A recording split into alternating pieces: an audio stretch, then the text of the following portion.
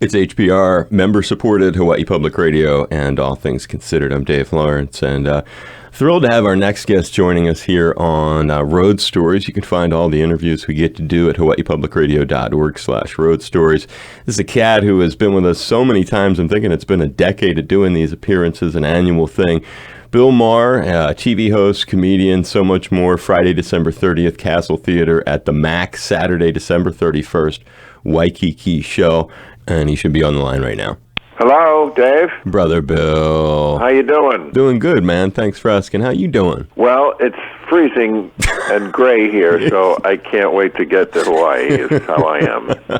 And before we get into those big shows, Bill, we got to cover the really important stuff as we reconnect. The dogs, Chico and what's the other? Chula. Chula and Chico. How's everybody? They've kind of gotten old in a hurry. I've seen this happen with people. I had an uncle once who was like pretending to be 55 because they retired people at like 60 at his company until he was 80 and passing, and like we all were amazed, and then one day he was like 80, and I feel like that's what happened to my dogs. They're deaf, they're blind, they can't get up. They're happy. Well, right. I was going to say, aside from pampered, what kind of dogs are they? Oh, they're mutts. I don't know. Okay.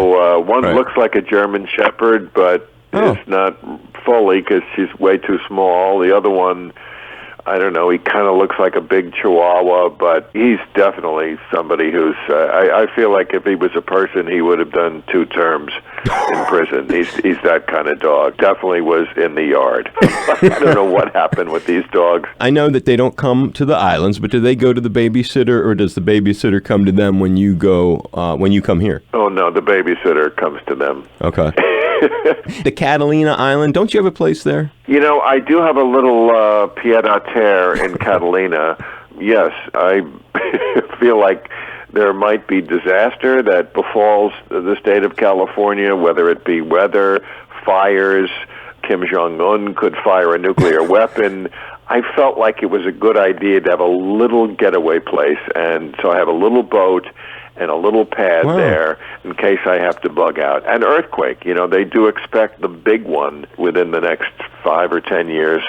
So that's my plan. And the dogs go to Catalina Island too, or no? Oh, yes. Okay, they like it there. They will not be left behind in the earthquake. No. Oh, no. Well, I didn't doubt it at that point. But they go ahead of that? They've been there before with you and enjoyed it a lot? No, they would not enjoy a boat ride. They would not enjoy any of it. But I wouldn't enjoy it either. I don't want to do this. I'm just saying, maybe I'm a pessimist, but I just think that we're due for something disastrous. And we've seen the harbingers with the fires and stuff here in California. Look, if Hawaii was a little closer, I'd love it to be that as my getaway. But so you don't go to, that's interesting. So this place is more of like a prepper kind of thing? You don't go and hang out? Exactly. I don't love boats. Exactly. This is like a prepper place. This is like my bomb shelter. Wow, that's interesting. And now connecting back to the shows here, your upcoming Hawaii trip, and I guess briefly on the dogs, do you bring them back any treats from the islands, like pineapple-flavored dog biscuits, anything that they might... I would. I've never seen that. No one's ever offered me that. But if you want to leave some in my dressing room, I'd certainly love to do that, and I'm sure they'd love to get them. I've never heard of pineapple-flavored dog treats. I know they put it on pizza. Again, now we talked about that we've led to the Hawaii thing. Well, you know, as every year, I bring 2 comedians who I love and think are fantastic. Jeff Ross, my go-to guy, he was on the very first one that we did where we brought comedians. The crowd just went nuts. He is one of the funniest guys I've ever seen. I'm so happy he's back on the tour. I think he was there 10 years ago, so I thought it was about time. And, you know, he's the roast master general we know from the Comedy Central roasts. And you know Jeff Ross. Yeah. And then Wendy Liebman, who is somebody I've been a huge fan of for 25 years. She is state-of-the-art funny, and she was supposed to be on this trip about 5 years ago, and a month before we were scheduled to leave, she was hit by a car. I remember that. Yeah, and I said, you know, Wendy, you get better, and when you are better, we will do this again. I said that, you know, this is not going to stop us, and this is the year. Wow. So I'm very excited about those 2 being on the trip. You know, we were originally scheduled to have Gilbert Gottfried.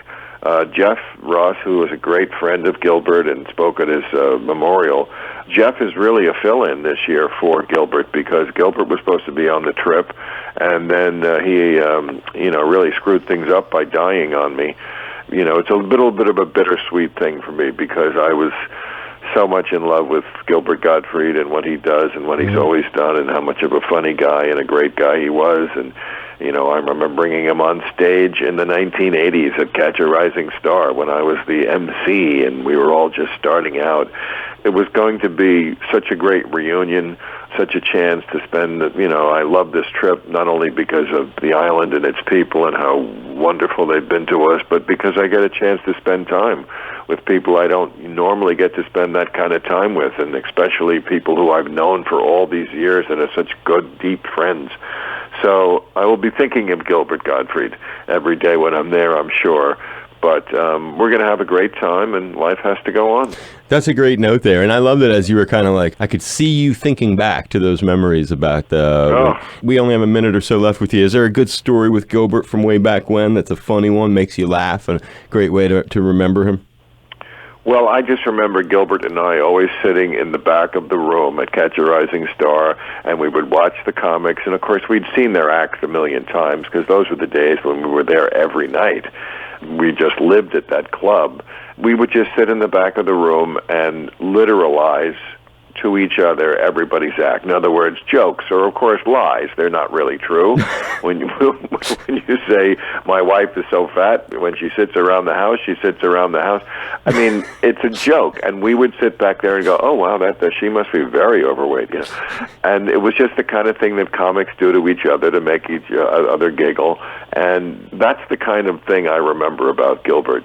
They called him the comics comic because he was the guy who, when he went on stage, all the other comics would come in the room. We wouldn't do that for everybody, but he was so creative and he was so off the wall, and you never knew what he was going to do, and his act was different every night. I mean, that was something that was very unique to comedy. Usually it's the comics basically doing the same act, maybe one or two new things. I mean, I always make sure I go over my set list from the year before. I make sure that I don't repeat because I know a lot of our audience comes back. Certainly new from the last special I did, which was only in April. But Gilbert would do, I mean, that's over a year I'm doing a new act. He would do it like on a nightly basis. I mean, he was just a kind of a comedy genius, kind of a savant.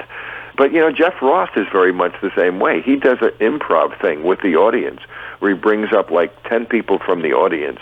That's a whole new set, basically, he's doing, using those people, talking to them, and it's a kind of a skill I envy because I couldn't do it. Right, making bits up on the spot like that. Yeah. Jay Leno warming up his show, he does the same sort of thing, and you're right, that's a special bit. Yeah, it's almost like the comedic version of how rappers can, like, on the spot, freestyle and make up a song that rhymes as they're saying it. It just blows my mind. Well, I don't know if we're going to get any freestyle rapping Friday, December 30th at the Castle Theater. No, but we often have, musical surprise guests. I can't promise anything, but I know in years past we've had people who have come on the stage. Eddie Vedder, right? Eddie has come on the stage in the past. Joe Walsh was on. Paul Simon was in Maui one year. I mean, I don't know. I'm not saying these people are going to be there. I'm just saying you never know what's going to happen. Woody Harrelson has been on our show. Sean Penn has been on our show. Michael Moore. I'm not saying anybody for sure is going to be there. I'm just saying you never know what's going to happen. It's a special kind of a thing we do every year. I mean, I would be crestfallen if this ever came to an end for any reason. I mean, we did miss the one pandemic year, but we somehow made it last year, even with all the restrictions. But whatever it is, whatever hoops we have to jump through, we would do it to be there. Howie Mandel, he's like the night before you play Maui. I tried to get him to come on, and I'm not going to stop until I do get him coming on. It's Bill Maher, and back with us. We've done this, man, for like a decade, and I really appreciate it, Dave. I appreciate it, too. Hugs, high fives, stay safe, and, of course, good luck hunting down them pineapple-flavored dog biscuits for Chico. Okay, all right. You call me if you want to get to any of these shows. I'll be there. Thanks, bud. Appreciate it. Okay. Stay safe. Take care, Dave. Thank you. Aloha.